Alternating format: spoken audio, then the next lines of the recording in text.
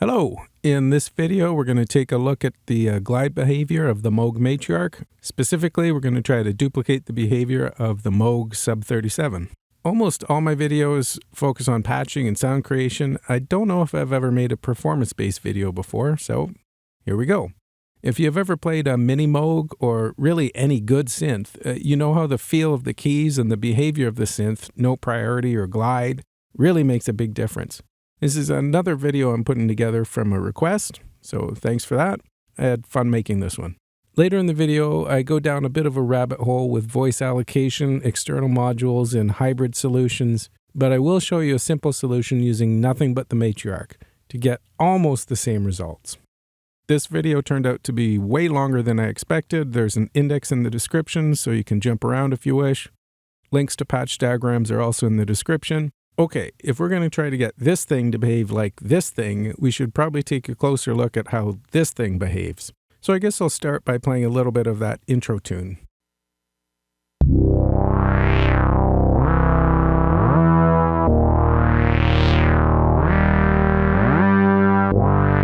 So you can hear it's a duophonic patch with glide or portamento, but what I really like about it is how the voices stack and split and how the glide tracks each oscillator. Cool. All the Moog synths just sound so great. Okay, I'm not going to go through the entire patch. It's really not that complicated anyway, but I should talk about a few things. The Subsequent 37 is, of course, a monosynth, but it's got a little trick up its sleeve, duo mode.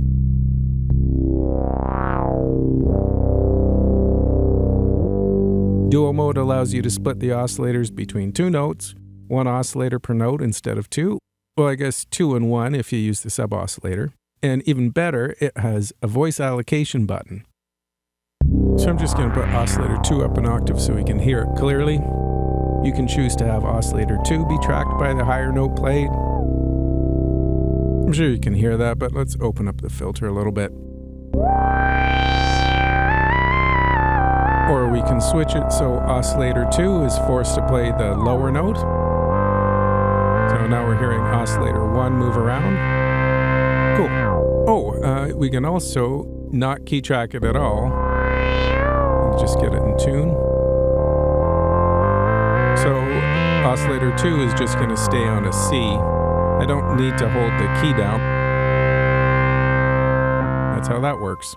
Okay, before we go on, the Matriarch does, of course, have a note priority setting, but it only works in unison mode or monophonic mode. This is so you can play it like a monosynth, of course, but there is no way to set note priority in duo or four-voice mode. Well, at least not without using external devices. A while back, I made a few videos about key splitting in Matriarch. In one video, I talked about how to do it with MIDI in your DAW, and in another, I used a comparator module. The focus of this video is primarily duplicating the glide behavior of the Sub-37, so I'm going to spend most of my time on that. But voice allocation does play a role in how the glide behaves, so I guess I should talk about that quickly. Oh, and I'll post a link to my Sub-37 dual glide patch in the description for anybody who wants it. There is a relatively easy way to fake the Sub-37's duo mode voice allocation on the Matriarch if we tinker with a few global settings, but it's not exactly the same. I'll be showing you that later on in the video, but if we want to get the exact same behavior, we need to use external devices. MIDI would be the easiest, but then you're limited to setting key ranges, so that might work for some specific musical phrases, but not for most. A comparator would work great for this, but I already made a video about that, so I'm not going to do that now. So here's a few other options. The first and most obvious method would be to use a Midi-Cv module. So I'm going to use this Expert Sleepers FH2 for this. If you own any Expert Sleepers modules or played around with them, you know they are incredibly powerful, but also pretty complicated to set up. Here's the config screen. Not super intuitive, but with practice, it all makes sense. The FH2 has an option for paraphonic gates, which is exactly what we need if we're going to try to duplicate the Sub-37. In duo mode, it's paraphonic. It also has several options for note allocation. The one we want in this case is unison. If the FH2 is set to polyphonic MIDI conversion with note allocation set to unison, if you play one note on the keyboard, it will send both of the oscillators to that pitch. If I play a second note, just like the Sub-37, it will split into duo mode. However, in this mode, you can't steal voices. Low note always gets priority. So it's close to the Sub-37, but not exact. So let's set this thing up. First thing is to patch the USB out of the back of the Matriarch into the USB input on the FH2. I've already set up my configuration, so now all I have to do is patch the pitch outputs 1 and 2 into the pitch inputs on the Matriarch oscillators 1 and 2. Okay, now to set up the gates, out of the FH2 we're going to go into a mult, and out of the mult we're going to patch into the trigger input for both of the envelope generators. There's no need to patch the envelope outs to anything. If they're the default locations, the internal routing will automatically take care of that for us. Okay, lastly, and this is an important step, we got to go into global settings and turn local keyboard control off. So the pitch information is still going to be sent via MIDI to the FH2, but it's not going to try to change any of the pitches on the Matriarch itself. And that's it. Let's see if it worked. Yep, that sounds like 2 oscillators. Let's put one up the octave so we can hear it clearly. And now 1 oscillator per voice and back to 2. So it is playing paraphonic unison. Great. But let me demonstrate the note priority or note stealing. So if I push a higher note while there's 2 down, it won't move to that higher note until I release a lower note. But it will allow me to play one if I play lower. But if I'm trying to duplicate that musical phrase I played in the little intro song, it will work fine. I just have to alter how I'm playing it, just have to remember to release the second voice to get the third to sound. So it's close to the Sub-37, but not exact. Now, of course, the glide knob on the Matriarch will now have no effect because we've turned off the local key control and pitch information is coming from the FH2. You do have options for Portamento or glide in the presets menu of the FH2, but they don't work that great with paraphonic voices, but we're going to get into glide a little later on anyway. Still got to deal a little bit with note allocation. Okay, in reality though, if I was going to set up a duophonic voice on the Matriarch, I wouldn't bother with using a Midi-Cv module or any of the other methods I'm about to show you, especially if it's just a simple patch or phrase that I want to play like the one in the intro tune. The Matriarch does duo mode just fine on its own.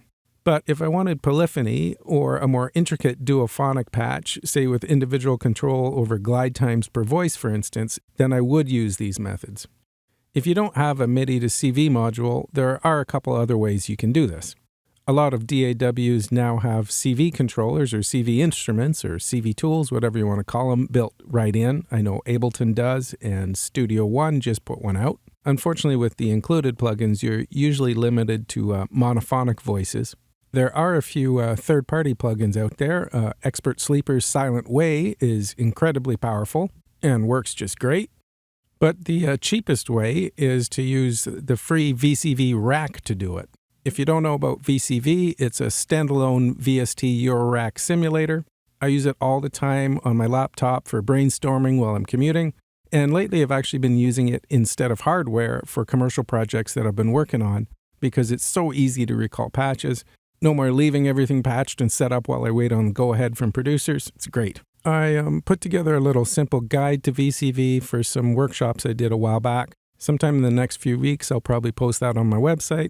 I'm sure it's nothing new for anybody who watches my videos, but you never know, you might learn something. Okay, I'm getting off the rails again. So to use VCV as a MIDI converter, you'll need a DC coupled interface. Good news is almost all modern interfaces these days will work. So let's quickly just go through how to set this up.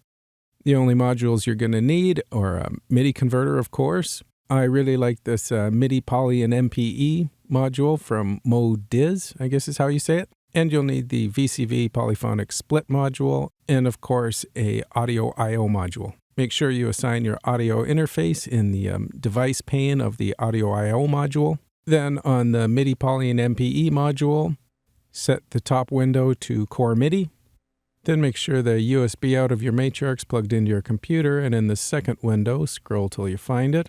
There it is. Okay, now we got to set up voice allocation. We're going to use stack and share. Now for a duophonic voice, of course, we just need 2 voices. Great. Okay, now all we have to do is patch it up. So we're going to go out of the volt per octave output of the Midi-Cv module into our polyphonic voice splitter from VCV. out voice 1 directly into our interface outputs, and out our gate output, again, into our interface out. Okay, and of course you've got to make sure the local keyboard control on the Matriarch is off. It is, I just did it, but we'll just double check. Oh, and I've got the output of my interface patched into the pitch inputs on my oscillators and the mult again to control the gate. So let's see if it works. Yep. Ooh, a little bit out of tune. And it's got the same key tracking behavior as the FH2, but other than that it works out fine. Yeah, the tuning's really not great, but you can usually sort that out by calibrating your oscillators with the MIDI controller. But we're going to move on. We're getting way off topic. Okay, back on track. Let's take a look at the glide parameters on the Sub 37. Everything is button per function, so there's no menu diving. It's awesome. Okay, this will be easier to hear if I turn off duo mode. Great, we've got glide. There's a glide on and off button. It's pretty self-explanatory, but it's more useful than you'd think. Switching it on and off mid-phrase. Can't do that on the Matriarch without Midi-Cv. And glide time, of course. So super long. Or very short. Again, this is hopefully nothing new. And of course we have gated and legato modes. A lot of people confuse gated and legato glide, so let's take a closer look at those two.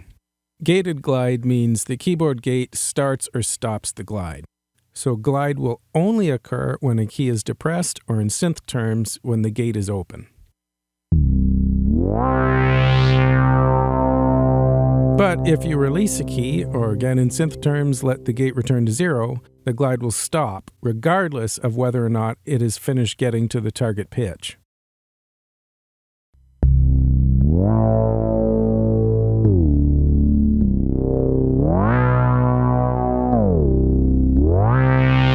So, if you've ever had gated glide on and released a key prematurely, you might have heard the pitch not glide all the way to the pitch you want.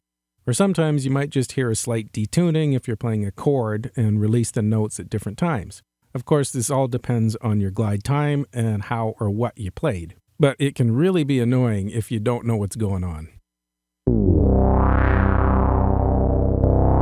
Yeah, ugly. So the synth's not broken, it's not playing out of tune, it's just trying to glide between the notes because I didn't release both notes at the same time. But because it's gated and I release the keys, the pitch isn't getting all the way to either of the notes.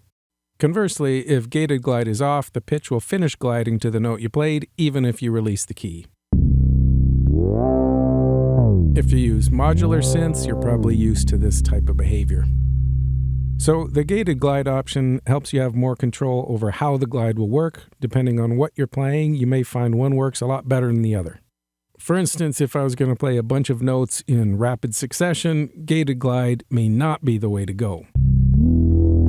So you can see the glide's not getting all the way to the pitch I'm playing before I play the next note. So let's try it ungated. Much better. Let's do it gated without me talking through it. It's actually kind of cool, but I don't think that would be useful in that many situations. But what if I wanted to interrupt or only have a partial glide or even make weird motor starting sounds? Gated glide may be the way to go.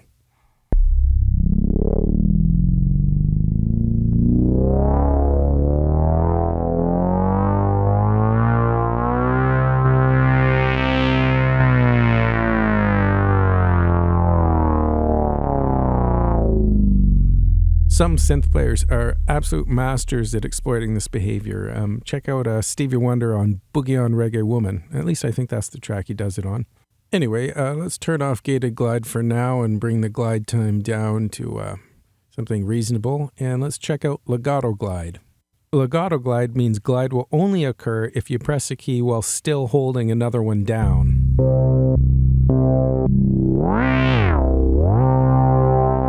So I think that's pretty self-explanatory, but you might have heard that I accidentally let the pitch glide back down to the lower octave one of those times. So maybe a gated legato glide would be the way to go with this melody.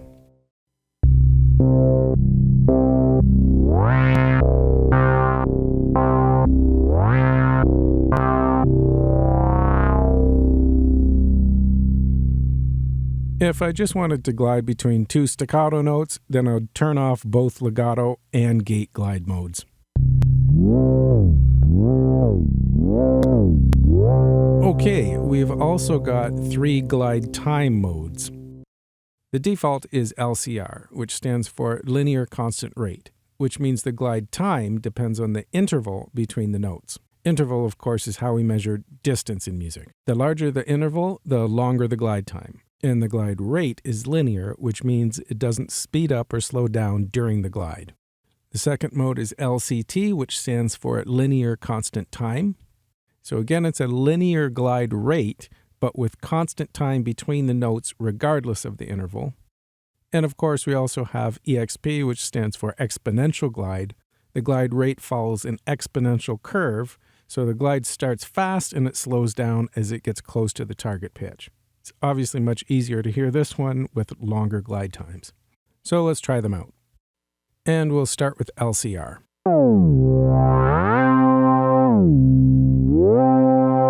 So you can hear it takes longer to glide an octave than it does to glide a major third.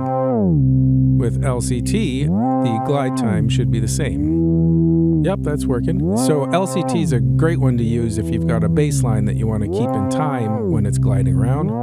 And of course we have exponential. Let's slow down the glide rate so we can hear that better. I think that's clear, but let's compare it to LCT, just so you can really hear the exponential curve.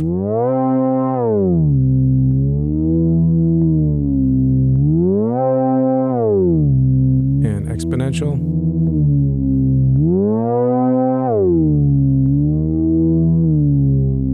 Cool. Lastly, another super cool ability of the Sub 37 is that you can set which oscillators glide, 1 or 2 or both. So let's try that out. We'll start with just oscillator 1 gliding.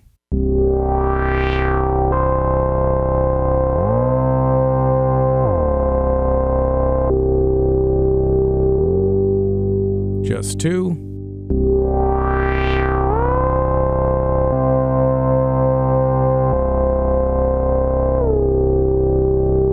And of course, lastly, both.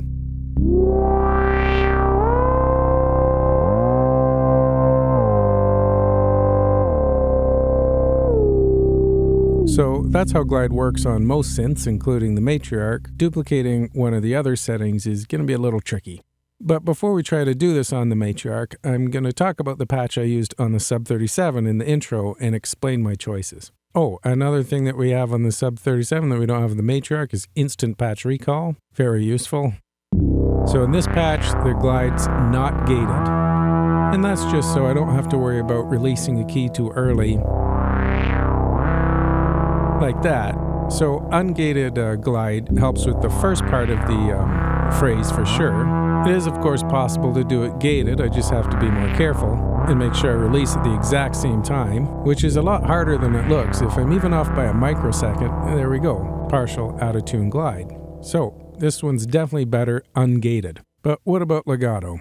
So remember with legato, glide is only going to be triggered if I'm holding 2 notes at the same time. So that means when I play the chords at the beginning of each phrase, there's no glide between them. Without legato, it's going to glide into everything. And that actually does sound pretty cool.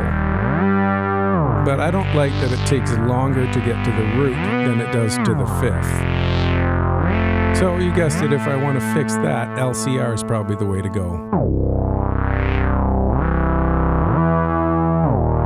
Great. So it's still gliding into the chords at the beginning of the phrase, but we're getting to the root and the 5th at the same time. It's a little cleaner. Yeah, you know what? I think I like this better than the other way. So no legato with LCR rate, but let's try exponential just to be sure. It's not a huge difference in the first part of the phrase when I'm jumping up to the 10th. But the glide into the chords, it's got a little more character. I kind of like that one too. Let's compare them.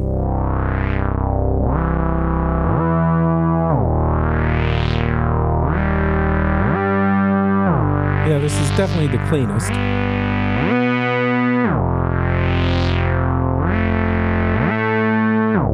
Okay, well I guess we have some options then. We can either use LCR or exponential glide times, or glide rates, sorry.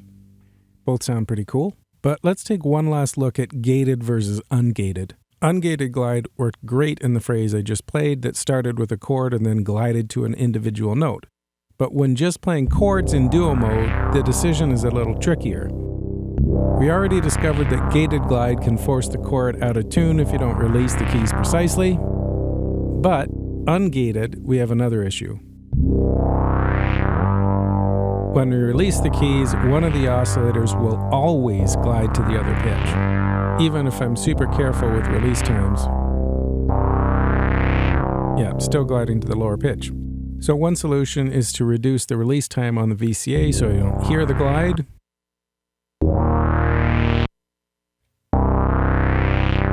And that'll of course work regardless of it being gated or not. But it just doesn't sound as good, at least for this phrase. So that's not great news for Subsequent 37 users, but the good news for Matriarch users is that's not really an issue. Okay, on to the Matriarch, and let's get this patch set up. Okay, first thing is obviously we gotta turn on duo mode. In duo mode, oscillators 1 and 2 are voice 1, and 3 and 4 are voice 2. So now that I've released the C, we're only hearing oscillator 3, or voice 2.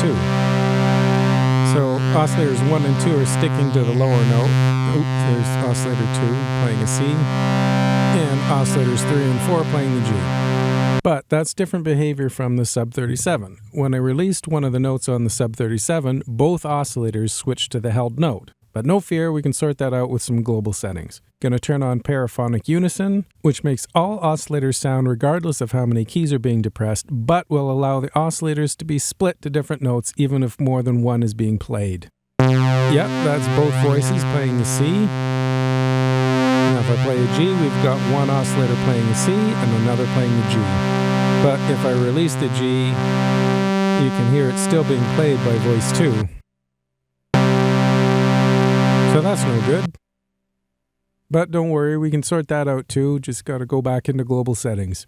And this time we're gonna turn on Update Unison on Note Off, which is G sharp 2, G sharp 0, and D 0, which just reassigns oscillators to notes that are still being played when a key is released. And there we go. It's behaving just like duo mode on the Sub 37. Perfect. So you can see all that stuff I did with Midi-Cv modules earlier in the video is really not needed on the Matriarch if you're just going to make a simple duophonic patch that updates voices to unison. So let's get the rest of this patch going. I'm not going to worry too much about getting the exact tone as the Sub 37. I'm more interested in how the patch performs, but I might as well get it close. So I'm going to start with the mixer, turn oscillators 1, 2, and 3 up to around 2 o'clock in the mixer so they saturate. Oscillator 2 will simulate the sub-oscillator on the Sub 37. So I'm going to tune it down an octave from the others and turn it to a square wave. Cool. Okay, let's get the filter going. Bring down the cutoff. Oh, I'm in parallel mode. Make sure I'm in stereo or double low pass. Actually, Sub 37's mono, so let's do the same thing with the Matriarch. So dead patch into the filter input for channel 1 and flip it back into parallel mode. And there we go. Now we've got a mono low pass filter. Channel 1's not going to do anything. Spacing has no effect. Oh yeah, resonance will have effect if you crank it up, even though there's no audio going through it. So we'll just turn that off. Again, spacing's not going to do anything, so I don't have to worry about it, but I'll keep it at 0. Bring the cutoff down, add in some envelope modulation and some resonance. And let's tinker with the envelope, bring attack and decay up a bit, and release we're going to really crank up. And on the amp envelope, we'll bring up the release as well and bring up the sustain. Sounds pretty good, but I think my Sub 37 patch was a little darker. Again, I'm not going to worry about getting it exactly the same. I think that's pretty good. Okay, time for the glide. Okay, well first off my voices are reversed Gotta make sure to hit the C first, but it is gliding right. So I'll try again. That's better. But the E is pretty dark, so let's add in some keyboard tracking. We'll turn it all the way up. Okay, well that's definitely better than before, but I don't like that very much, so it's time for yet another tangent. Back to the Sub-37. The Sub-37's filter can key track at a ratio of 2:1, which makes a big difference. Let's hear it. So that E's coming through nice and clear. Now if I turn the key tracking down, the E's darker, just like it was the first time we tried this on the Matriarch. So let's turn it all the way to 2:1. And that E's really nice and bright. Let's play some extreme intervals just so you hear it. Maybe not that low. Now that's pretty apparent. So no key tracking. And the high note's really dark. Let's go with 1:1, which is max on the Matriarch. And that's definitely better than no key tracking, but not as cool as 2:1. So we're going to have to sort this out on the Matriarch before we get back to our glide. So first things first, I'm going to turn keyboard tracking off. And I'm going to use some molt cables so we can see this on the scope, but I'm just patching out of the back of the Matriarch, the keyboard CV out, into my scope and into the CV control input for this attenuator. And I'll use another molt cable to patch out of the attenuator into the scope and into the CV control input for filter 2. So when it's patched like this, the attenuator is acting as a DC offset. The red trace on the scope is the pitch output, and the yellow trace is the DC offset or attenuator's output. Okay, just want to make sure that with our modulation we're not changing the cutoff too much. One thing to remember is attenuators 1 and 2 on the left are linked if there's nothing patched into the inputs. So if you try this and you get some strange behaviors, just remember to check the position of the attenuator 1. So I'm just going to make sure it's centered. And attenuator 2 is the one we're actually going to use. So it's the DC offset affecting the filter cutoff. So by patching the keyboard CV out into the control input for the attenuator, we're now key tracking the filter, but the attenuator's offset has a higher voltage range, so we can get more than 1:1 key tracking. So we just got to tinker with the filter cutoff and the attenuator value until we find a sound we like. Already way better. On the scope you can see how much more the yellow trace moves than the red trace. And it sounded pretty good to me.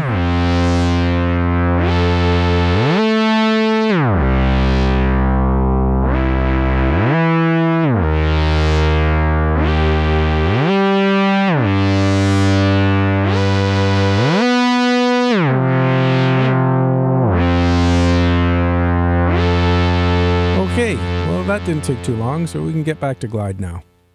Alright, there's going to be a lot more tinkering with global settings, so instead of doing it all manually, I'm just going to use my iPad and my TouchOSC template for the next section. If you use TouchOSC, you can get the template for free from my website. I made a few videos about how it works a while back. But all you have to do is plug into the USB input on the Matriarch. Now the Matriarch's a little bit more forgiving than the Sub-37, but you can see it's definitely not gated glide, so let's turn that on.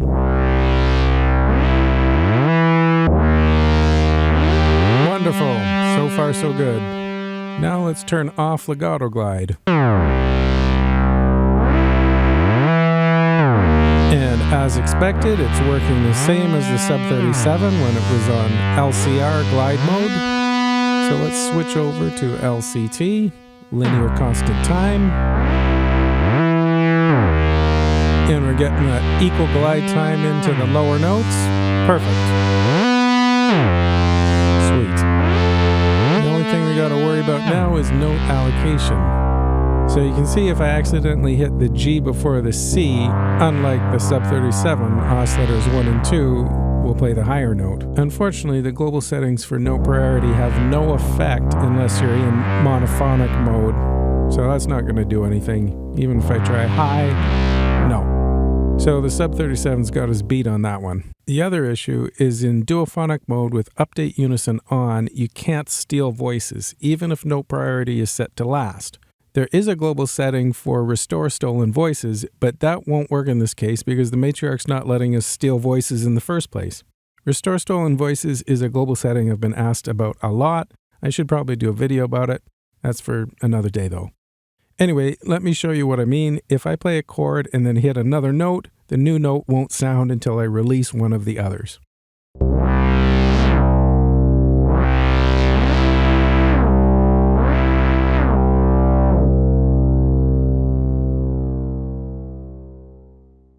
Okay, we're really pretty close with that last patch, but if we want to fix those issues or even go further beyond the capabilities of the Sub-37, we need to use another method for voice allocation.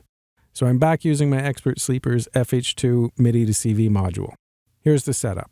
Oscillators 1 and 2 are going to be voice 1, oscillator 1 is a saw wave, oscillator 2 is simulating the Sub-37 sub-oscillator again, so it's a square wave again and an octave below oscillator 1. Voice 2 is going to be oscillators 3 and 4, and they're both set to saw waves in the same octave as oscillator 1. All the oscillators are turned up pretty high in the mixer, want them to saturate. When all oscillators are up high, you can get some odd behaviors sometimes. Some oscillators cut out or some become way more prevalent. That's because you end up overdriving the mixer. So I'm at about 2 o'clock for most of them. Oscillator 2, the sub, and oscillator 4, the double, are a little lower in the mixer. Again, the filter's in parallel mode, but I'm running the filter in mono, just like the last patch, by patching a dead patch in the audio input for filter 1. So we're just using filter 2. Filter 1 isn't the audio path. Cutoff is just above the midpoint, resonance is around 9 o'clock, and the envelope filter modulation is around 2 o'clock. The envelopes are being triggered by the FH2 again, so patching into a mult and out of the mult into the trigger inputs of each envelope. Remember, there's no need to patch envelope destinations if they're the default destinations. The Matriarch will internally route them for you. I've got slow attack and decay on the filter envelope and fairly low sustain with long release. The amp envelope is mid sustain and mid decay, long release. I also have a little delay in the mix, just a real quick delay time so it acts more like a reverb. Using the attenuators on the right to modulate the filter again, same deal as before, Pitch-Cv is controlling the offset. And I've got my scope hooked up again. The red trace is Pitch-Cv for oscillators 1 and 2, the yellow trace is oscillators 3 and 4. Okay, so the idea is each voice will have a different glide time. So let's hear that, and then I'll show you how I did it.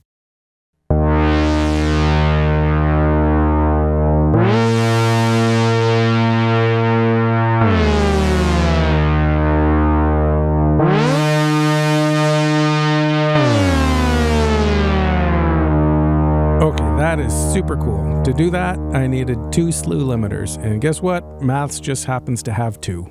The Pitch-Cv from voice 1 is patched into channel 1 input on Maths. The output of channel 1 is molted, so I can patch into my scope and back into the pitch input for oscillator 1 on the Matriarch. Remember, the pitch inputs are normaled, so patching into 1 will affect all oscillators to the right unless another cable is patched into an oscillator pitch input. The rise on channel 1 is set at 0, so that means there will be no upward glide, but the fall is around 2 o'clock, so that will cause the pitch to glide down if a lower note is pressed. We also have control over the shape of the slewed wave. It can be linear, exponential. At the moment, both are linear. Okay, the FH2 voice 2 pitch, CV, is patched into Maths channel 4. For this voice, I've got the rise at around 2 o'clock and fall at around 4 o'clock, so that means the glide up will be faster than the glide down for the second voice. I've got the output molted again, one copy going to the scope so we can see it, the other copy is going into a buffered molt. One output of the buffered molt is going to the pitch input of oscillator 3, the other is going to the attenuator CV input to control the filter modulation. Okay, that's it. I'll play a little something to demonstrate.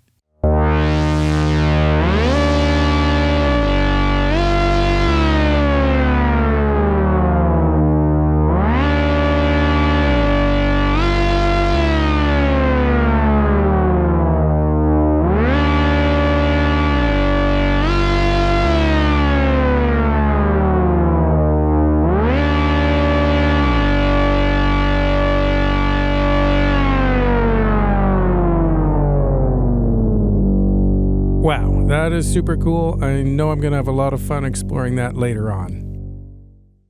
All right, I was going to leave it there, but since we've got everything set up, let's try a few other things. I'm taking the output of channel 4 out of the mult and going to patch directly out of channel 4 to the pitch input of oscillator 3 on the Matriarch. Going to take the mult cable that's patched in the scope and patch it into the output of channel 2 of maths, and I'm going to patch the cable that's going to the attenuator CV input in there as well. Patching the pitch input of oscillator 1 into the buffered mult and out of channel 1 into the input of the buffered mult. And lastly, out of the buffered mult into the input of channel 2 of maths, and I'll make sure the attenuverter for channel 2 is fully inverted. Okay, so if I patched it right, voice 2, which is channel 4 of maths, will have a medium glide up and long glide down again, but we're not going to see the pitch CV on the scope this time. Voice 1 will only have glide down again, but the filter is now being key tracked by voice 1.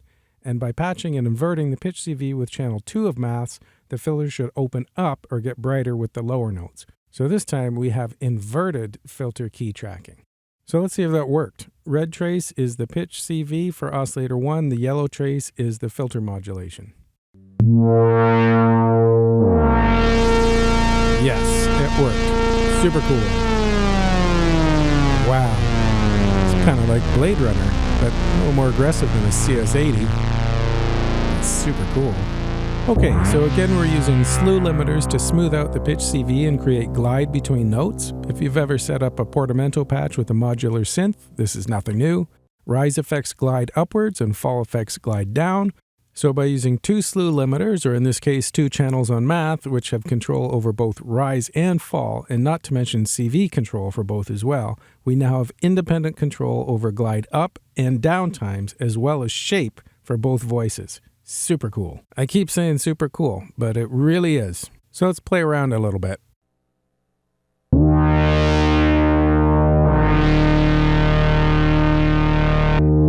Let's try adding glide up to voice 1 and a shorter glide up for voice 2.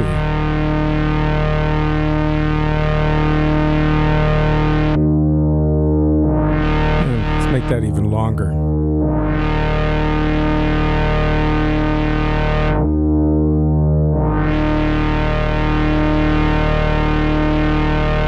Okay, that's cool, but I liked it better when glide up was different for both of them. So I'm going to turn glide up on voice 1 off.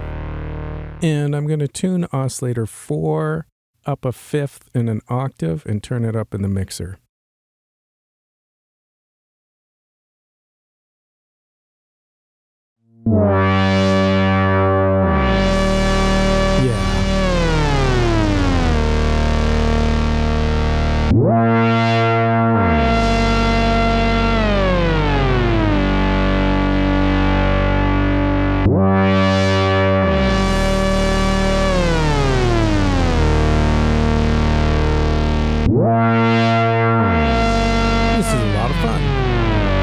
Okay, just for kicks, I'm going to do the opposite. I'm going to turn glide up high on voice 1 and down on voice 2.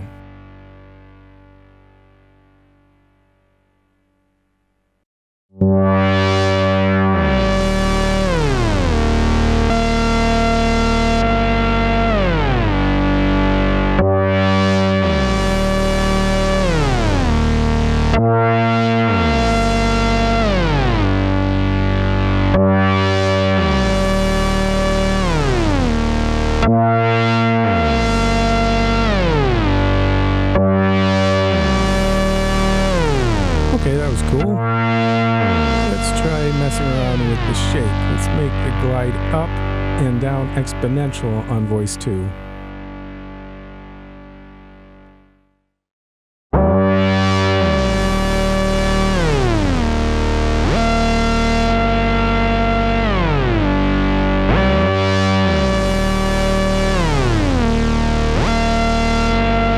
It actually sounds more interesting as a unison voice. That's really neat.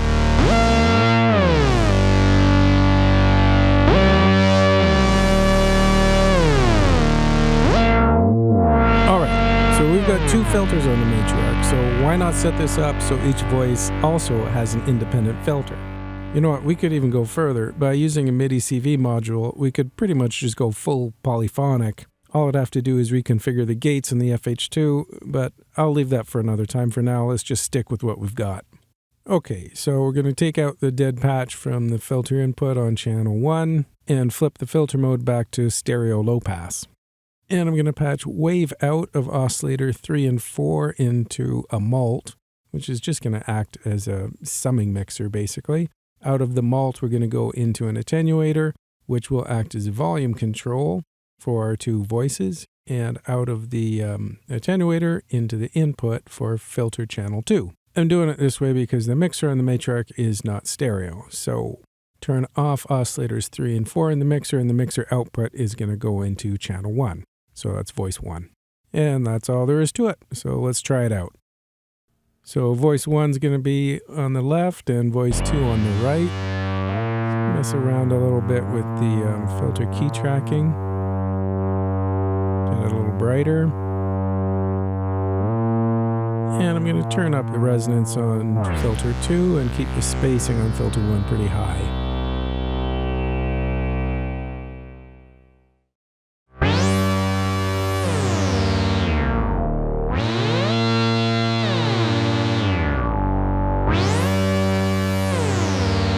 Not bad. Definitely something worth messing around with later on. But for now, I'll try increasing the delay time on channel 2 by turning up the delay time, and lower it for channel 1 by lowering the spacing, and of course turning the delay mix up. Okay, that'll about do it for this patch. I hope you learned something or inspired to try something new. If you can bear some awful keyboard playing, I'm going to try this patch out and play us out. Thanks for watching.